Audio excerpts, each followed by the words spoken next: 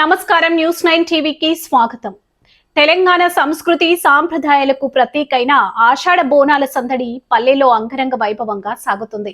తాజాగా నవాబ్పేట మండలం ఎల్లంకొండ గ్రామంలో గ్రామస్తులు బోనాల పండుగను భక్తి శ్రద్ధలతో ఘనంగా జరుపుకున్నారు. డప్పు చప్పులు, పోతురాజుల విన్యాసాల మధ్య ఊరేగింపుగా వెళ్లిన మహిళలు అమ్మవారికి బోనం సమర్పించి తమ మొక్కులు తీర్చుకున్నారు. ఈ వేడుకలకు సంబంధించిన మరిన్ని వివరాలు ఇప్పుడు చూద్దాం.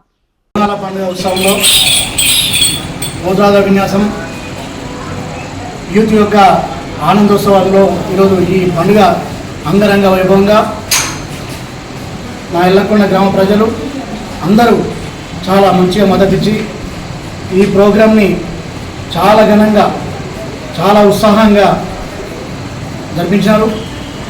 ఇదే విధంగా ప్రతి సంవత్సరం కొంచెం టైం లేట్ అయింది, కానీ ప్రతి సంవత్సరం గ్యారంటీగా ఇంతకు ఉత్సాహంగా ఇంతకు ఉల్లాసంగా మరింత వేగంగా జరిపి అమ్మవారి దీవెనకి మేము ప్లాన్ చేస్తాం.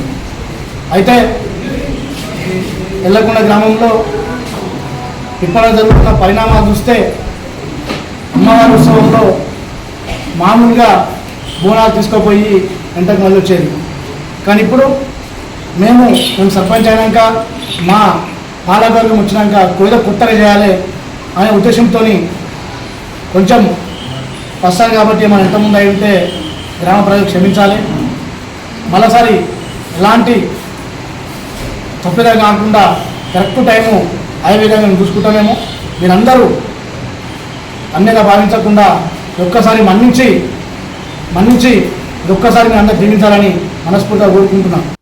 నవాబుపేట మండల పరిధిలోని ఎల్లంకొండ గ్రామంలో బోనాల పండగ ఉత్సవాలు అంబరాన్నంటాయి. గ్రామ సర్పంచ్ కొండల్ యాదవ్ ఆధ్వర్యంలో నిర్వహించిన ఈ వేడుకల్లో మహిళలు, ప్రజలు భారీ సంఖ్యలో పాల్గొన్నారు. ఆషాఢ మాసాన్ని పురస్కరించుకొని మహిళలు తమ బోనాలను పసుపు, కుంకుమ, వేప ఆకులతో ప్రత్యేకంగా అలంకరించారు. అనంతరం అత్యంత నిష్ఠతో బోనాలను తలపై ధరించి అమ్మవారి ఆలయానికి ఊరేగింపుగా చేరుకున్నారు. ఆలయ ప్రాంగణమంతా డప్పు చప్పులు, భక్తుల కోలాహలాలతో మారుమోగింది. ఈ బోనాల వేడుకల్లో పోతురాజుల విన్యాసాలు, సాంస్కృతిక నృత్యాలు ప్రత్యేక ఆకర్షణగా నిలిచాయి.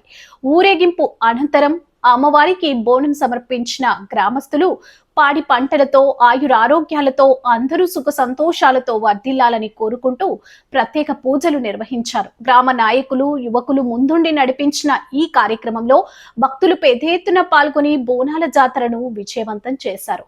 మరిన్ని తాజా వార్తల కోసం చూస్తూనే ఉండండి న్యూస్ 9 టీవీ.